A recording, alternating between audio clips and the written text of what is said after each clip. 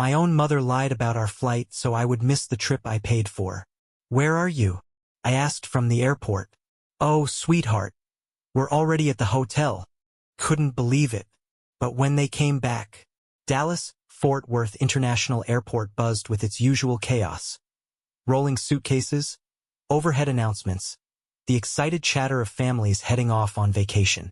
But all of that faded the moment I read the departure board. Flight AA 9832 to Miami, departure. 8 o'clock, status. Closed. Closed. Like a door slammed in my face. Dad, why won't they let us on the plane? Olivia asked in her small, worried voice. I looked down at my daughter. Her tiny, sweaty hand clutched mine tightly. She wore her unicorn-patterned backpack and her favorite yellow dress. The one she had carefully picked out because this will be my vacation outfit. Now, her big brown eyes glistened with tears she was trying so hard to hold back. I took a deep breath, trying to calm the hurricane of rage surging inside me. This couldn't be happening. I swiped across my phone screen and called my mother. She picked up after the second ring. Jake! She exclaimed, her voice dripping with fake sweetness.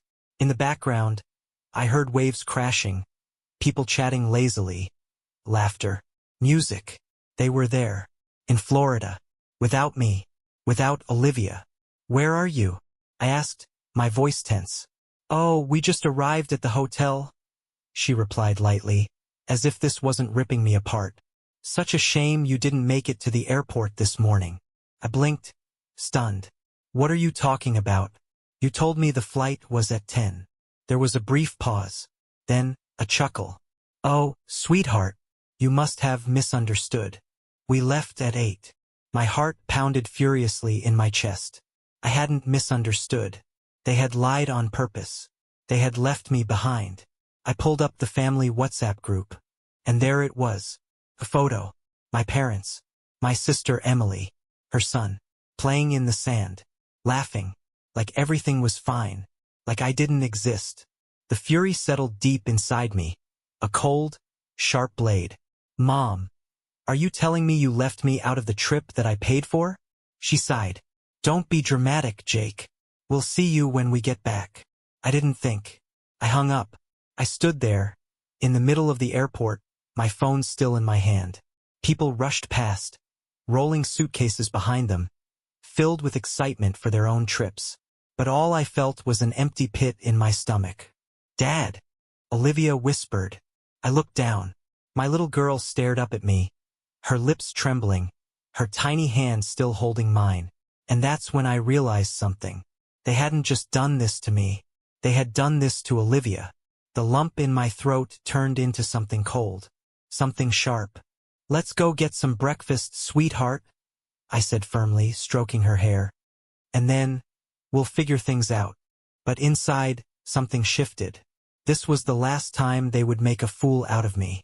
We had breakfast at a diner near the airport. Olivia stirred her hot chocolate absent-mindedly, staring at the foam as it slowly disappeared. I barely touched my coffee. The anger kept me too wired to eat. Dad, she finally murmured, her voice trembling. Did they leave us because they don't love us? I closed my eyes for a second. This is terrible.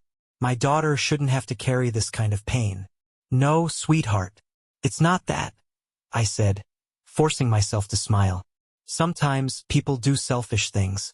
But you and I, we're going to have our own vacation. Just the two of us. She nodded, though her little face still looked sad. And in that moment I made a decision. This wasn't going to slide. I pulled out my phone and started rereading my parents' and Emily's messages about the trip. I couldn't believe I hadn't seen the signs before. 1 month ago. Karen, don't worry about a thing, sweetheart. We'll handle everything. Just send us the money. Jake, are you sure?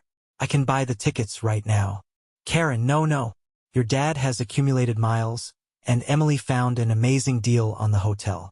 It's better if we handle it ourselves, face blowing a kiss. 2 weeks ago. Emily, don't forget to send me Olivia's details for the tickets. Jake, you already have them. I sent them last week. Emily, oh right, my bad. Haha, 3 days ago. Jake, what time is the flight exactly? Karen, 10 a.m. Don't worry. Lies. Selfish. I gripped my phone so hard my knuckles turned white. Olivia glanced at me from the corner of her eye, so I forced myself to take a deep breath and relax my shoulders. Then I saw it. Emily had been online a minute ago. Perfect. I typed a message. Jake. Emily, why did you give us the wrong flight time? I saw the 3 dots appear. Emily.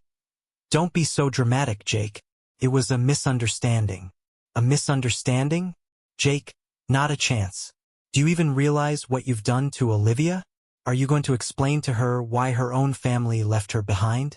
Silence. 2 minutes passed. Then, the message that made my blood boil. Emily, you're making a big deal out of this. Relax. We were all exhausted from the trip preparations. We couldn't keep track of everything. I let out a dry laugh. Exhausted. They were exhausted. And I had paid $7,500 for this trip. I looked at Olivia, who was picking at her croissant without much interest. Enough.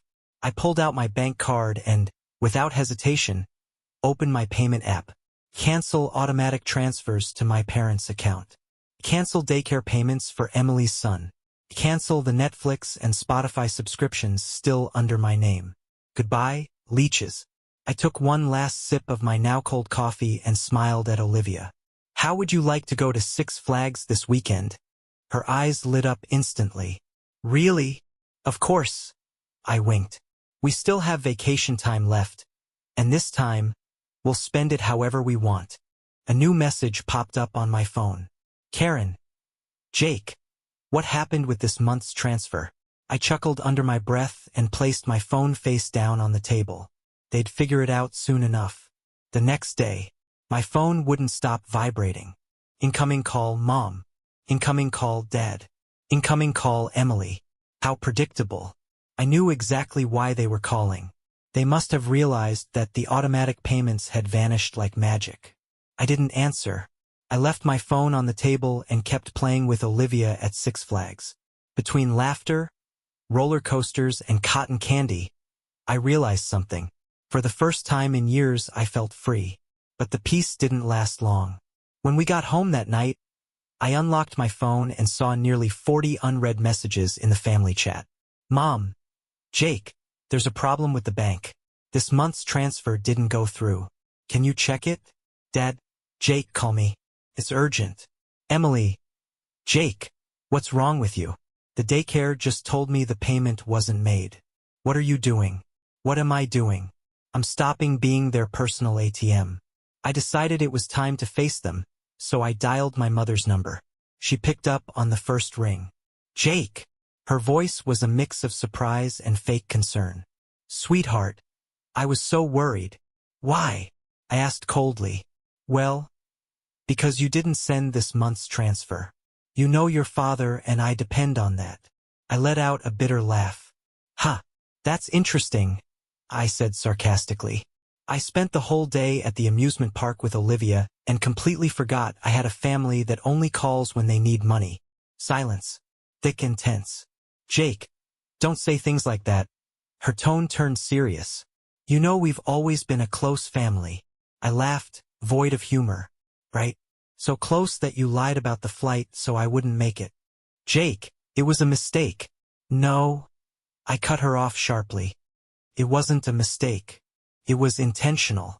And the worst part isn't what you did to me. It's what you did to Olivia. But sweetheart, don't call me that when the only thing you care about is my money. Her tone changed in an instant. Jake, how can you say that? We're your parents. You owe us. There it was. The truth laid bare. You owe us. Like my entire life and hard work were just an endless bill to pay. I don't owe you anything, I said flatly. I've been covering your bills for years, paying for Emily's expenses while she lives her best life. But that's over. You can't do this, she shouted now, dropping the act. We're family. Maybe you should have thought about that before betraying me. I hung up before she could come up with another excuse. Less than a minute later, my phone rang again. Emily, what the hell is wrong with you? She snapped as soon as I answered. Nice to hear from you too, Emily. Don't be a smartass, you rude person. The daycare just called saying the payment didn't go through. Are you seriously punishing my son over your issues? I rubbed my forehead, exhausted. It's not my responsibility to pay for your child's daycare. You've been doing it for years, she yelled. So yes, it is your responsibility. No, it was my choice to help. And now, I'm choosing to stop. You can't do this to me. I'm not doing it to you. I'm doing it for me. Because for the first time in years, I'm choosing myself. Silence on the other end. Then, her voice dripped with bitterness. You know what, Jake?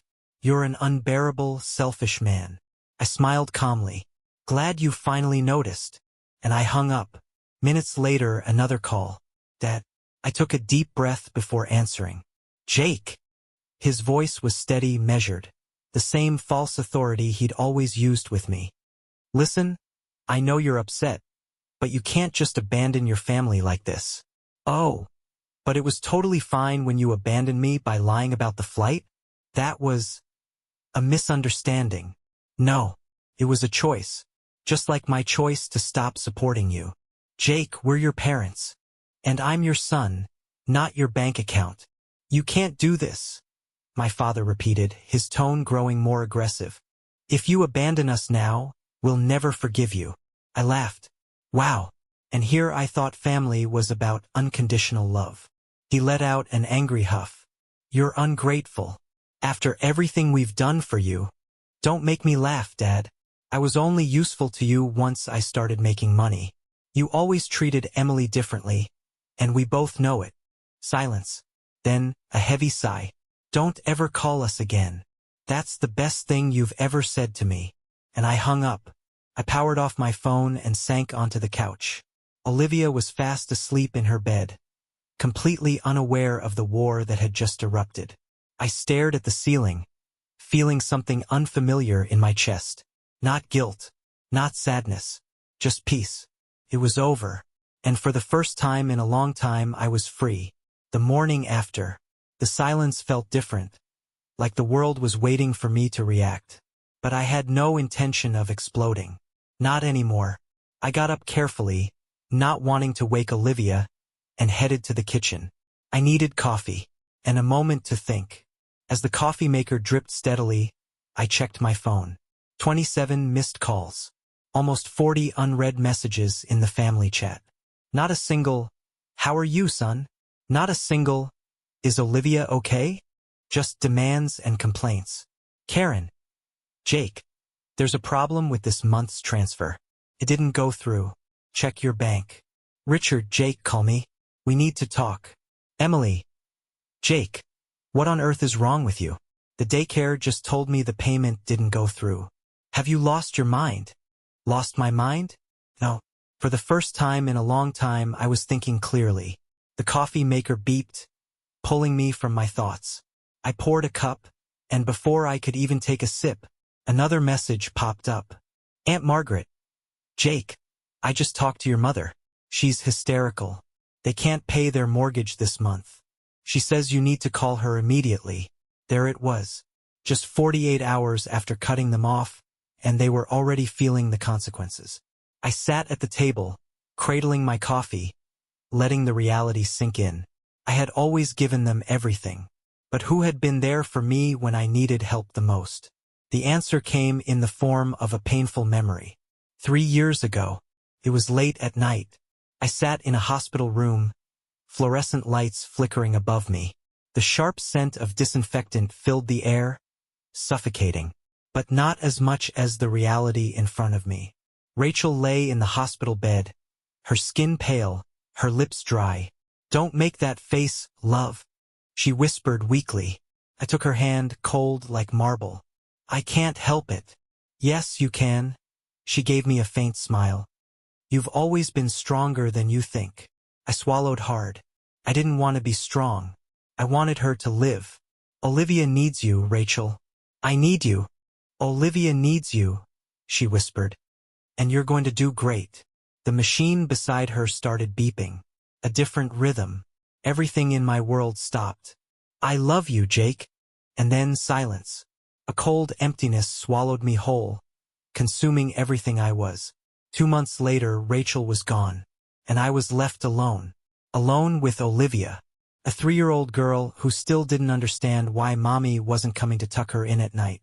A broken man who had to pretend to be strong. I ran a hand over my face, trying to rub away the burning in my eyes. Rachel had been right. I had always been strong, but I had never been strong for myself. Until now. The next morning, Olivia walked into the kitchen, rubbing her sleepy little eyes. "Good morning, princess." "Daddy, I dreamed about mommy." My heart stopped for a second. "Yeah? What was she doing?" Olivia smiled sweetly. "She took us to the beach and told me she would always take care of us." I pressed my lips together, fighting the lump in my throat. "That sounds beautiful, sweetheart." She nodded and curled up against my chest. That was all that mattered. Not my leech of a family. Not their problems. Just Olivia. Later that day, after taking Olivia out for a walk, I found them. My mother waiting outside my apartment. Beside her, my father, arms crossed, face set in a scowl. "Jake!" my mother exclaimed, standing up quickly. "We need to talk." "We have nothing to talk about," I said coldly. I tried to walk past them, but my father stepped in front of me. "Don't be like this, son. We're your family." I stared at him. Once, his presence would have made me feel guilty, but not anymore. "Let me guess. You can't pay the mortgage, can you?" They exchanged uncomfortable glances. "Well, yes," my mother admitted. "But if you'd just let us explain." "I don't care." My father let out an irritated breath. "Jake, listen to me. If you turn your back on us now, don't expect us to be there when you need us." I laughed. My mother looked offended. "How can you say that? After everything we did for you." Silence. "Where were you when I had to work until dawn, then wake up 3 hours later to take care of Olivia on my own?" Silence. "Where were you when I was drowning, when I needed help, when Olivia asked about her mother, and I didn't know what to say?" More silence. They shifted uncomfortably, at a loss for words. I looked at them with disdain. "Don't start preaching about family now. Family doesn't use their children as ATMs." I stepped toward the door and pulled it open. "Oh, and by the way," I turned to face my mother. "Sell the new car. You don't need it." Her face fell. I shut the door firmly, and for the first time in years I felt free. The aftermath. The silence in my apartment felt deeper after shutting the door in my parents' faces. I stood there for a few seconds, my hand still resting on the doorknob. No calls, no knocks, no last-ditch attempts to convince me. They knew they had lost. I took a deep breath and walked into the living room. Olivia sat on the couch, hugging her teddy bear. She looked up at me with those big, dark eyes, filled with that childlike curiosity that always disarmed me. "Was that Grandma?" she asked softly. I sat beside her, running a hand through her curly hair. "Yes, sweetheart." "Was she mad?" I smiled sadly. "A little." She tilted her head, thinking. "Why are they always mad at you?" My chest tightened. I didn't want her to grow up thinking her family had rejected her. But I also couldn't lie to her. Because they think they have the right to my help. Always. "But, you did help them?" "Yes." "Then why are they mad?" I sighed. "Because it was never enough." I pulled her into a hug and kissed the top of her head. "Don't worry about it, Olivia. We have each other, and that's all that matters." She nodded and buried her face in my chest. The collapse of my family. I didn't expect everything to fall apart so quickly. A message from Aunt Margaret popped up on my phone. "Aunt Margaret, your parents came asking me for money. They said they're behind on the mortgage, and the bank is pressuring them." I smirked bitterly. That luxury car they bought 2 years ago with my money wasn't looking like such a great investment now. Was it? A second message followed. "Emily, Jake, seriously, let's talk. This isn't funny anymore.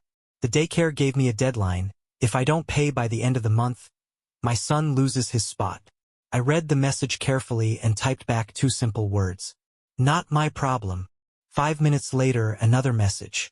"Emily, You're a selfish man. I can't believe how cruel you are. We're family. I didn't reply. Family meant nothing when they only saw you as a walking bank account. Day 7 without my money. Karen. Jake, your father isn't doing well. The stress is affecting his heart. Please talk to him. I leaned back on the couch and stared at the message blankly. The guilt trip. The emotional blackmail. The same old tricks. But this time, I wasn't falling for it. If my father were truly sick, they would have called an ambulance. Not me. I didn't even bother responding. Day 10 without my money. I was in my office, working, when an unknown number flashed on my phone screen. I picked up without thinking. Jake Walker. Yes. Who's this? My name is Patrick Collins.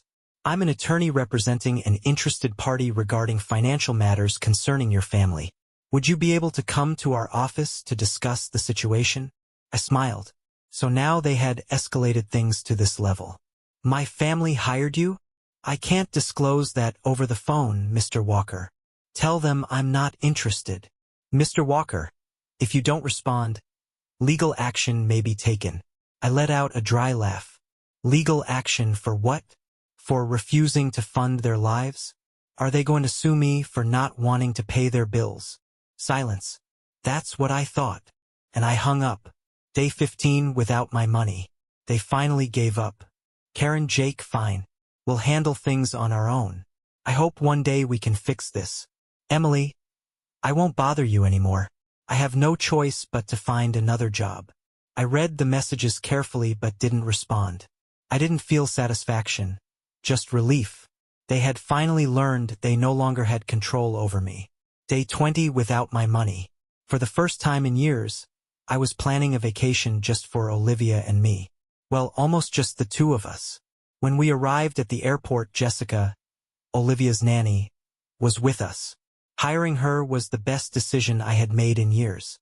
Raising Olivia alone had been a massive challenge. At first, I tried to handle everything: work, the house, school, sleepless nights when she was sick. Until one day, my boss found me asleep at my desk and forced me to take a few days off. Jake, you need help, he said. And he was right. After months of refusing, I finally hired Jessica. A patient, kind woman with endless energy to keep up with Olivia. She wasn't just a nanny. She had become family. Are you ready for the beach, princess? I asked, lifting Olivia into my arms. Yes, Daddy. I'm ready too, Jessica smiled. But let's not forget sunscreen. Okay? I laughed. Yes, ma'am. Olivia grabbed my face with her tiny hands and kissed my cheek. I love you. My throat tightened. I love you too, sweetheart. We headed to the gate. This time, no one was leaving us behind. We boarded the plane. And as we took off, I felt the weight of my family disappear, left behind in the city. The ocean awaited us. So did freedom. Final update. My response to the Reddit comments. I never expected my story to go viral, but here we are. Thousands of comments. And the most common question. How could you pay them so much? Didn't you realize they were using you? The answer is simple: because they were my family. I own a rental property business. I'm not a millionaire, but I earn enough to live comfortably. Helping my parents and sister never felt like a problem, until it became an obligation. At first, I justified their demands. When my wife passed away, they supported me in those first few months. So when they asked for financial help, I didn't hesitate. But what started as gratitude quickly turned into abuse. No matter how much I gave, it was never enough. And when I stopped paying, their reaction wasn't sadness or concern. It was anger and threats. Is the lawyer part true? It sounds like something out of a novel. Yes, it's true. Emily ran a small shop, one that I bought and financed. I even gave her 20% ownership when she divorced as a way to help her. But when I cut off the money, she and my parents tried to sue me, convinced that I somehow owed them more. It didn't work. The store is mine. I paid for everything. And when their lawyer told them they had no case, Emily switched tactics.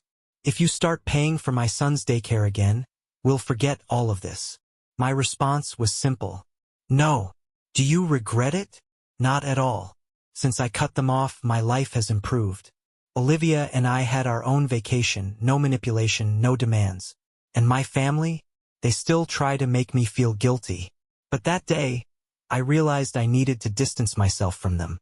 If it hurts them, let it hurt. Because for the first time in years, I am free.